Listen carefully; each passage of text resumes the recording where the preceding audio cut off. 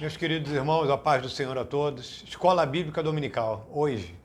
Aqui sou eu, pastor André Luiz Vieira, graças a Deus, junto com todos vocês. E é uma bênção maravilhosa para nós estarmos reunidos, apesar de o motivo não ser bom. Estamos aplicando essa aula hoje via internet, porque a nossa cidade passou por um caos, quedas de barreiras por vários lugares, e nós, no domingo passado, não pudemos ter presencialmente a nossa Escola Bíblica Dominical. E hoje nós estamos aqui com a lição de número 8. A lição de número 8 ela tem o título Cristão e a Lei. E ela, na verdade, está baseada, o texto básico, em Mateus 5, verso 21 a 48. É um texto bem longo e eu não vou ler ele aqui, evidentemente, tá? Mas, meus queridos, é um complemento, na verdade, da lição passada. Porque a lição passada, nós falamos sobre a graça e a lei. Ou seja, é Jesus e a lei, mas o conteúdo é realmente uma aplicação direta sobre graça e lei. E foi uma lição maravilhosa.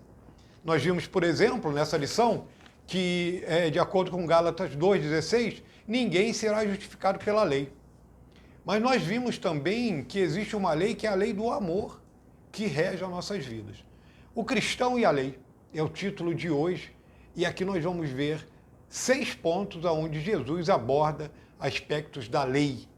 E ele dá, não uma nova interpretação, atenção para isso, mas ele dá a verdadeira interpretação disso e aponta também para como o cristão deve viver em relação a esses pontos.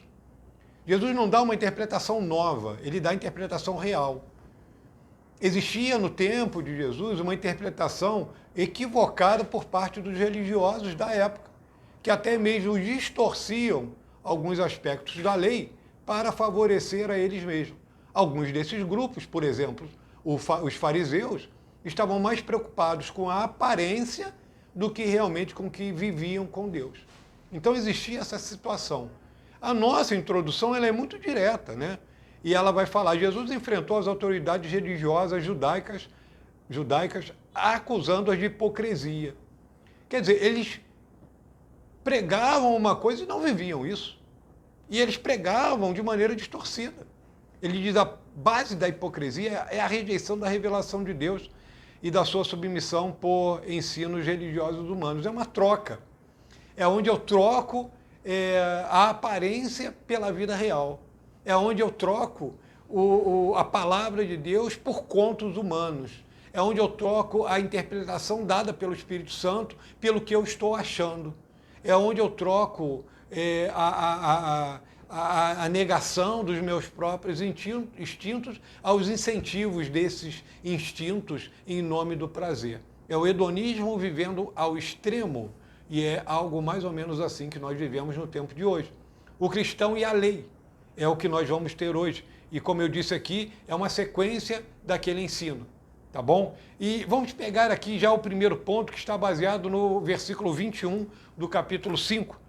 E ele diz assim, ouviste o que foi dito aos antigos, não matarás, mas qualquer que matar será réu de juízo.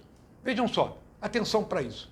Toda vez que nós lermos isto, ou seja, ouviste o que foi dito aos antigos, Jesus está se referindo à lei, ao livro de Deuteronômio, capítulo 5, e Levítico, capítulo 20.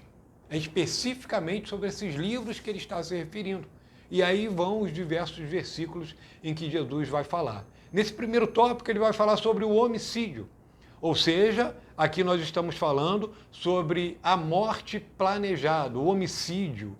Ou seja, o planejamento da morte de alguém. Tá? A ideia central é de assassinato. Ou como eu disse, aqui, homicídio, quer dizer, o planejamento da morte de alguém. E Jesus vai falar, porque na lei existia uma condenação, que quem matasse deveria morrer. É o famoso olho por olho, dente por dente. Não tinha jeito. Morreu, matou alguém, tinha que morrer. Existia, nesse caso, uma coisa muito interessante para nós vermos, que era uma cidade de refúgio, onde a pessoa ficaria até se saber realmente se aquela causa, aquela morte que foi feita por aquela pessoa, se ela foi justa ou não, porque existiam esses casos também, tá? E em alguns casos poderia ser acidental a morte, tá? Então existiam vários aspectos disso. Mas Jesus traz isso à tona no seu tempo, e hoje é um assunto muito atual, por exemplo, quando nós falamos do desarmamento e até mesmo do direito de se ter uma arma em casa. Agora, vejam só isso. O que Jesus está trazendo para nós é essa situação, o homicídio. Jesus vai aumentar isso, e ele diz assim no versículo 22, eu, porém, vos digo que qualquer que sem motivo se encolerizar contra o seu irmão será réu de juízo. Ou seja, se encolerizar, raiva, ira. Aí ele aumenta isso. E qualquer que chamar seu irmão de raca, de maldito, será réu de sinédrio. E qualquer que lhe chamar de louco, será réu do fogo do inferno. O grau vai aumentando. E nós vamos entender aqui no texto, e aqui eu quero ser ligeiro nesse primeiro tópico, que o objetivo de Jesus aqui é falar sobre reconciliação, sobre perdão, sobre retratamento. Domine os seus sentimentos, trabalhe nisso. É evidente que todos nós temos, de vez em quando, períodos onde nós ficamos com raiva. Agora, cuidado, porque se você não acabar com isso, ela vai se transformar numa ira e daqui a pouco em um sentimento de não perdão que vai acabar com você. A recomendação de Jesus nesse texto é o verso 25. Reconcilia-te depressa com teu adversário, enquanto estás no caminho com ele, para que não aconteça que o adversário te entregue o juiz, e aí ele vai andando para frente. Porque quando você não cuida disso, a tendência é só piorar. Isso nunca vai melhorar, vai só piorar. O tratamento para isso é você ter a consciência de que tem que perdoar. Atenção para isso. 1 João 4:20, nesse texto aqui, vai falar como que você diz que ama Deus, que você não vê, se você não consegue nem amar a quem você vê. É uma boa pergunta feita por João nessa primeira carta que ele escreve. Tá? O último parágrafo diz assim, Jesus concluiu utilizando a figura do tribunal. Ele determina que resolvamos com urgência as pendências que temos com os nossos adversários, antes que as mesmas tornem casos de polícia ou de justiça. Não devemos permitir essas desavenças e ódios criem raízes em nosso coração. Cuidado com isso, porque o não perdão, como nós falamos muito, é algo altamente nocivo para quem preserva esse não perdão no seu coração. Resolva isso enquanto ainda tem tempo. Tá? Outro ponto, adultério. E aí nós vamos diretamente para o versículo 27. E Jesus diz assim, ouviste o que foi dito aos antigos, não cometerás adultério? De novo ele cita esses livros que eu disse, Deuteronômio e também o livro de Levítico, tá? Capítulo 20, exatamente. Então ele traz aqui, exatamente tinha isso. Adultério, quem fosse pego em adultério, qual era a pena? Também morte. A pessoa que adulterava, ela morria.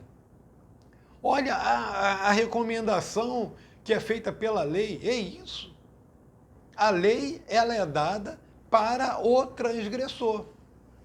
Quem é transgressor será punido, por quê? Pela lei. E é assim que era no tempo da lei de Moisés, quando a lei foi dada no deserto. Isso se seguiu. Agora, olha o que Jesus está falando. Será que ele está dizendo que agora é possível adulterar de todas as formas, sem nenhum tipo de consequência no tempo da graça? Não. Não é isso que ele diz. O que vai dizer aqui, eu, porém, vos digo, qualquer que atentar a uma mulher para a cobiçar, já no seu coração cometeu adultério com ela. Então é mais grave, porque Jesus aumenta o termômetro aqui e traz a verdadeira interpretação disso. Não é só o ato de adulterar. Em tempos de internet, por exemplo, onde as pessoas acham que tem um caminho livre para pornografia e até mesmo para uma busca pelo prazer sem grandes, entre aspas, consequências, porque tem consequências para isso. É por isso que nós temos uma carga, um número gigantesco de pessoas que estão doentes por causa da pornografia. E elas estão adulterando, se são casadas. E se são solteiras, estão pecando contra o Senhor também. Então vejam, é algo que o Senhor diz para nós, que nós devemos ter cuidado com os nossos olhares, com o nosso sentimento, tá? Como vencer a impureza e as tentações sexuais no segundo parágrafo? Jesus orienta. Se o teu olho direito te faz tropeçar, arranca-o e lança-o de ti. Agora, e ele vai falar a mesma coisa, se a tua mão te faz tropeçar, corta e lança de ti. O texto não deve ser interpretado de forma literal, senão nós teríamos uma legião de pessoas caolhas e sem as mãos. Tá? Não é isso, não é de forma literal. Mas o que então ele quer dizer com isso, você me pergunta, se não é de forma literal? Não se trata de uma cirurgia física ou de uma amputação de um membro. Jesus quer que tratemos o pecado de forma radical. Isso sim, esse aspecto da radicalidade tem que acontecer. Não se trata de amputação, mas de mortificação do olho, e de mortificação da mão, e de mortificação do pé, e de mortificação do teu desejo. É isso, nesse sentido. Direcione esse desejo aonde realmente ele será bem-vindo. Pessoas casadas, direcionem isso à sua mulher, homem, mulher, direcionem isso a seu marido. E assim anda-se bem. É um desejo de maneira ordenada. É a disciplina do atleta.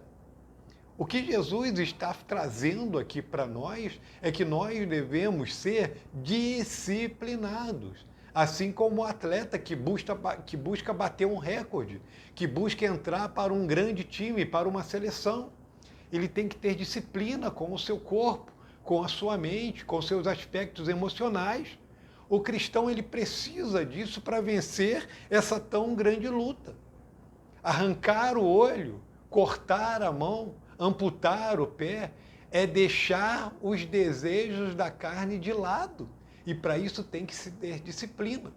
É por isso que nós devemos cuidar bem desse corpo, tratar dele, e negar a ele determinados prazeres, porque esses prazeres, apesar de trazer algo, às vezes, bom para os sentimentos, para a carne, em um primeiro momento, vai produzir vergonha, afastamento de Deus e também vai produzir em nós, se não nos cuidarmos, uma morte espiritual. Então se cuide nessas coisas. Cuidado com o que você vê na internet, cuidado com os seus desejos, com quem você conversa. Isso tudo tem que ser observado com muito carinho. Terceiro ponto, divórcio. Olha que ponto polêmico que é trazido aqui para nós neste texto. Vejam só, o versículo 31 é a base de partida. Também foi dito qualquer que deixar sua mulher, que lhe dê carta de desquite. Eu, porém, vos digo, qualquer que repudiar sua mulher, a não ser por causa de prostituição, faz que ela cometa adultério, e qualquer que casar com a repudiada comete adultério. Então vejam só, assim como aqui no caso, Jesus não está falando só para homens, tá? Ele está falando com a mulher também. Então, o que ele diz aqui, essa terceira lei, explica, ela vai falar alguma coisa sobre o divórcio. Na época havia duas posições, e atenção para isso. Tá? Haviam duas posições. Baseadas na interpretação de Deuteronômio capítulo 24, verso 1 a 4. Uma mais liberal, que dizia que o homem poderia se divorciar para a mulher por qualquer motivo. Inclusive até se ela queimasse, né, a comida. Ele poderia, enfim, por motivo banal. E uma outra que é mais ortodoxa, como diz aqui o nosso autor, que dizia que era coisa indecente ou causa de divórcio. Então, aí vai dar interpretação sobre o que era coisa decente. Jesus está dizendo aqui que, na verdade, é adultério. Por causa do adultério, sim. Agora, nós sabemos isso aqui, ninguém está dando jeitinho em coisa nenhuma, que existem motivos, às vezes, que realmente não é possível mais que um homem e uma mulher continuem casados. É evidente que vai se fazer de tudo para que não aconteça isso. Mas em alguns momentos, em algumas situações de vida, se torna insuportável viver junto. E nesses casos, infelizmente, acontece o divórcio. Mas o divórcio ele é sempre assim, queridos, não tem jeito. É como se a gente colasse dois adesivos. E quando você arranca esses dois adesivos, um pedaço de um vai ficar no outro e vice-versa também é uma verdade. Então deve-se evitar isso, mas às vezes é um caminho que não pode ser evitado. com todas as forças. Um pastor, ele vai trabalhar com um casal para que não aconteça o divórcio. E, evidentemente, esse é um trabalho da igreja e eu creio que isso é um direcionamento do Espírito Santo para nós, em todos os aspectos. Mas eu quero deixar aqui um alerta também nessa aula de escola bíblica dominical. Em alguns casos, muitas vezes, o pastor só vai saber quando os vizinhos já sabem, quando a família toda sabe, quando todo mundo já está sabendo, quando já não tem mais jeito, quando o leite já foi realmente derramado.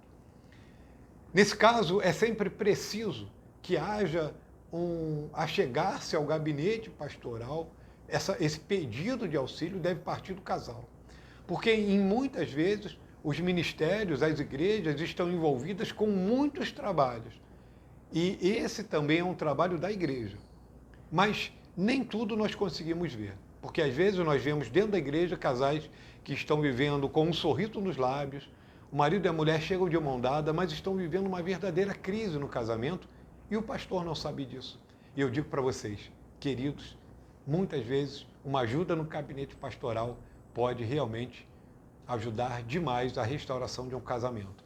E também, evidentemente, todas as igrejas, e a nossa não é diferente, nós temos pessoas que são pessoas de confiança do ministério pastoral que estão realmente preparadas para auxiliar casais nisso. Porque são pessoas que foram restauradas, que passaram por dificuldades e que Deus tem dado a graça de ajudar outras pessoas também. Então, atenção para isso e corra no tempo correto, tá? É um tópico longo. O quarto vai falar sobre algo que é fantástico também. Ele vai falar sobre juramentos. Olha só, a quarta lei é a dos juramentos. Nós estamos baseados aqui no versículo 33. Diz assim: outro sim, ouviste o que foi dito aos antigos? Não perjurarás, mas cumprirás os teus juramentos ao Senhor? Vamos explanar um pouco sobre isso aqui. Nessa interpretação que Jesus dá, na verdadeira interpretação que ele vai dar, ele traz algo que é interessante. Ele vai falar sobre votos a Deus. Os votos a Deus não eram obrigatórios, mas opcionais, então começa-se por aí. Atenção! Quando nós estamos falando sobre essa questão dos juramentos, ele está diretamente ligado aos votos. Eu digo, qual é o valor de um voto? Eu posso responder, o valor de um voto está diretamente ligado à pessoa que fez esse voto, ao caráter dessa pessoa, à seriedade que ela tem em fazer um voto ao Senhor, que é onde nós estamos enquadrados hoje como igreja do tempo atual, como igreja que vive debaixo da graça. Nós não somos obrigados a fazer um voto, mas quando fazemos esse voto, nós temos o dever de cumpri-lo. Isso deve ficar bem claro para nós. Não é fazer um juramento, nem pelo céu, nem pela terra, nem por nós mesmos. Eu acho isso muito interessante, porque quando nós falamos de juramentos aqui, existe um progresso, tá? É o que vai dizer aqui, bem no segundo parágrafo, no meio dele, tá? Que isso está baseado no versículo 34 a 36. Olha como é que isso é gradual, e eu vou ler aqui na própria Bíblia mesmo.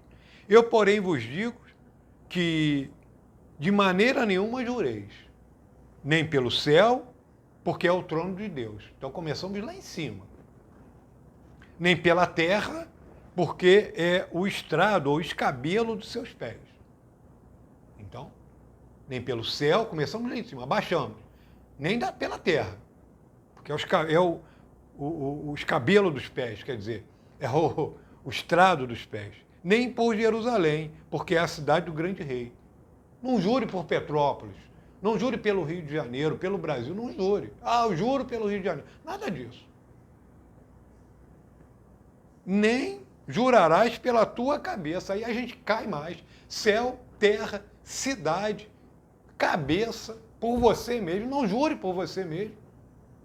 Por que Jesus diz isso? Não jure pela tua cabeça, porque não podes tornar um cabelo preto ou branco. Não jure por nada. Atenção, tenha palavra, porque é o que está escrito no versículo 37. Seja, porém, o vosso falar sim, sim, e não, não. Por quê? O que passa disso é de procedência maligna. Crente tem que ter palavra. Irmão, um dia, em uma profissão de fé na igreja, você prometeu ser dizimista. Você é dizimista? Um dia, em uma profissão de fé dentro da igreja, você prometeu dar frequência aos cultos da igreja. Você frequenta os cultos da igreja? E aí nós poderemos listar aqui diversas outras coisas. Então, a nossa palavra deve ser sim, sim, e não, não. Nós devemos ser conhecidos dentro da igreja e também fora dela como pessoas de palavra. Começando dentro da igreja. Será que quando se faz uma lista de doações, de ajuda, de ofertas voluntárias, você honra esse voto que você faz? O voto de missões, como é que está o teu voto de missões? Você paga o plano funerário da igreja, do qual você é sócio? Queridos, quantas perguntas, né? E em relação à frequência, você dá o ar da graça na igreja, querido? Você vem à igreja para adorar o Deus Criador dos céus e da terra? Por que eu pergunto isso? Porque um dia você prometeu isso. Um dia você prometeu diante da igreja e diante de Deus. Você dá testemunho de cristão aí do lado de fora? Que Deus te abençoe nesse particular, tá? É muito lindo isso. Da vingança, é o tópico número 5, né? E isso está baseado justamente no próximo versículo, que é o versículo 38, que diz assim: ouviste o que foi dito aos antigos, olho por olho, dente por dente? É a vingança. O Senhor cita a 5ª lei, ouviste o que foi dito, e eu já disse isso aqui, né? Olho por olho, dente por dente. O objetivo dessa lei era impedir o transgressor de receber uma pena maior do que a ofensa ao crime. Era totalmente proporcional. A ideia é de justiça punitiva. E a lei, ela é assim ainda hoje, é de justiça punitiva.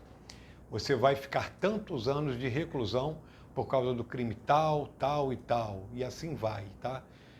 Agora, Jesus substituiu a lei por uma atitude. Então, observemos isso aqui com todo cuidado para que você não tenha uma interpretação errada disso. Ele vai seguir, tá? Sofra a perda. A atitude é essa. Sofra o prejuízo, em vez de causar o sofrimento ao outro.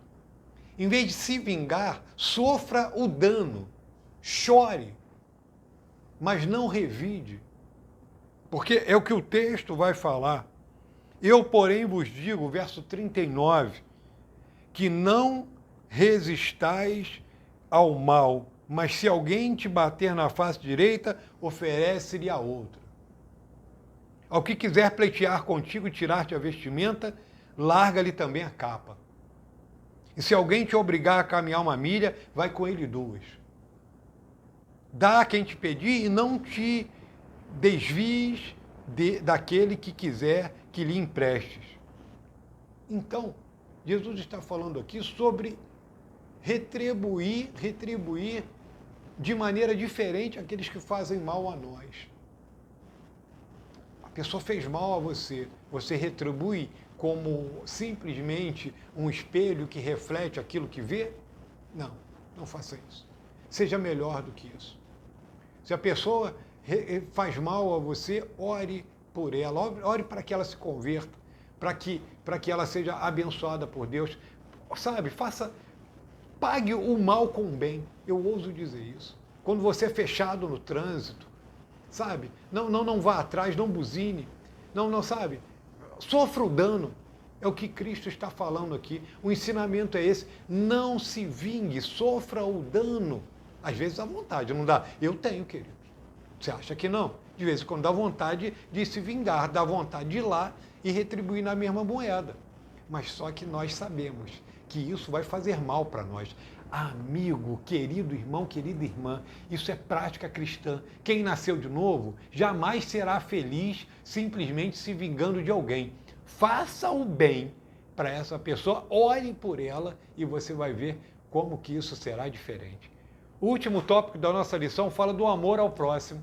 Que tópico lindo, né? E como que nós fechamos, irmão? Olha para isso, querido. Verso 43. Ouviste o que foi dito aos antigos? Amarás o teu próximo e aborrecerás o teu inimigo? Olha o que o autor diz. Jesus encerra falando sobre o amor. Ele declara, e aí é o texto que eu li. Aonde na lei manda isso? A lei de Deus jamais ensinou o ódio aos inimigos. Os fariseus interpretavam erradamente o que a lei dizia. Então, era uma interpretação errada. Ame o teu próximo e odeie o teu inimigo, mas amplamente divulgada. Vamos pensar nisso na prática? Será que em um período em que, por exemplo, agora nós estamos passando por isso, e eu tenho louvado a Deus, não pela tragédia que abateu a cidade de Petrópolis, mas pelo amor expressado pelas igrejas? A igreja assiste a todo mundo, não está perguntando de que religião você é, da onde você vem, qual é a sua orientação sexual, da onde você... Não, a igreja está ajudando. É canal de bênção para levar todas essas doações que têm chegado às igrejas, de maneira geral, chegar aonde realmente precisa, pessoas que estão necessitadas. Que lindo isso, queridos. Amor ao próximo. Ao próximo, ainda que ele seja o teu inimigo, ainda que ele seja uma pessoa que pense diferente de você. Aí sim, nesse sentido, andamos bem, tá? Há algumas definições assim. Quem são os seus inimigos? São aqueles que perseguem com a intenção de prejudicar, são aqueles que são maus e injustos, pessoas que se opõem a Deus, pessoas que falam mal da igreja. Nesse período agora nós estamos vendo isso. A igreja não está olhando e perguntando, você falou mal da igreja? Ah, eu sei que você publicou coisa assim na internet, nada disso. A igreja tem chegado com essa atitude de amor e levado esses donativos a pessoas que são das mais diversas formas de pensamento e alguns até que são contra a igreja. Estamos mostrando o amor.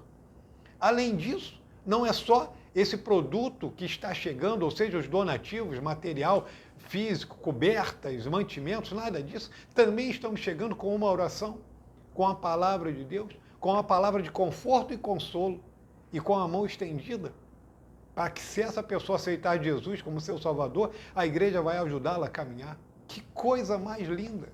O amor ao próximo, não simplesmente retribuindo o mal com o mal. Sabe, não é amar ao nosso próximo e odiar o nosso inimigo. Muitas vezes, aquelas pessoas que pensam diferentes estão bem pertinho de nós. O que significa amar? Amar é orar, é interceder. Jesus intercede por nós, ele coloca aqui, eu achei isso lindo também. Amar, outra coisa. Amar não é simplesmente sentimento, tá? E não é sentimento, é atitude. É amar com atitude. É se sacrificar, é se dar. O maior sinal do amor de Deus por nós é a morte de Cristo na cruz do Calvário. Consequentemente e evidentemente, a sua ressurreição. Mas humanamente falando, quando Jesus se dá naquela cruz, ele morre pelos nossos pecados. Ele se deu. Se dê, ame alguém. Doe a sua vida, doe tempo, doe carinho, doe atenção. Um outro ponto que ele coloca, qual a motivação que temos para amar os nossos inimigos? Boa pergunta essa do nosso autor. Amar é uma prova ou uma evidência, eu digo, uma evidência fica melhor, de que somos filhos de Deus, de que nascemos de novo. Amar é evidência. Amar, inclusive, os nossos inimigos. Todo aquele que é nascido de Deus ama os seus amigos e inimigos. Vários textos, 1 João 4,7, João 13,35. Amar é recompensador. Amar é retribuir e vencer o mal com o bem. Deus nos amou quando éramos seus inimigos. Uma vida sem amor é uma vida miserável. A sociedade contemporânea pesa o homem em termos de ter. São números. quanto que você tem no banco, qual é o carro que você tem, quantos carros você tem, quantos diplomas você tem, qual faculdade você frequentou, quantos cursos você tem, qual é o seu emprego. Eles querem saber quantos membros tem na igreja, aonde, sabe? Vai, números, números, números, números e números. Mas, amados, queridos, eu quero dizer uma coisa. No final do dia, nada disso vai contar. Hoje mesmo, quando chegar a noite e nós nos deitarmos na cama, aquilo que vai fazer bem para o nosso coração, e até a ciência já diz isso, vão ser os sorrisos, vai ser o amor expressado, vai ser o amor que foi expressado a mim através das pessoas, vai ser o amor que eu expressei para as pessoas através da minha vida, com as minhas atitudes. Enfim, é isso que vai contar. Amar é algo essencial na vida do cristão. Amar é o padrão da perfeição de Deus para os seus filhos. Somente pelo poder de Deus podemos amar os nossos inimigos. É o Espírito Santo que produz em nós esse caráter amoroso. Amar é algo fantástico. Eu finalizo aqui essas interpretações dadas por Cristo sobre o que realmente a lei diz sobre esses pontos. Ilumina a nossa vida como cristãos do tempo moderno. Que vivamos dessa forma. E nós começamos aqui falando, primeiramente, sobre não matar. E finalizamos falando de amor. No meio dessa lição, nós passamos por diversos pontos que falam do meu testemunho e também do autocontrole. Leia essa lição de novo e que o Senhor te abençoe. Agora eu quero deixar uma recomendação aqui. Pratique. Tenha palavra. Que o seu voto feito seja um voto cumprido. E principalmente, que você ame com abundância. Fique na paz e que o Senhor te abençoe em nome de Jesus.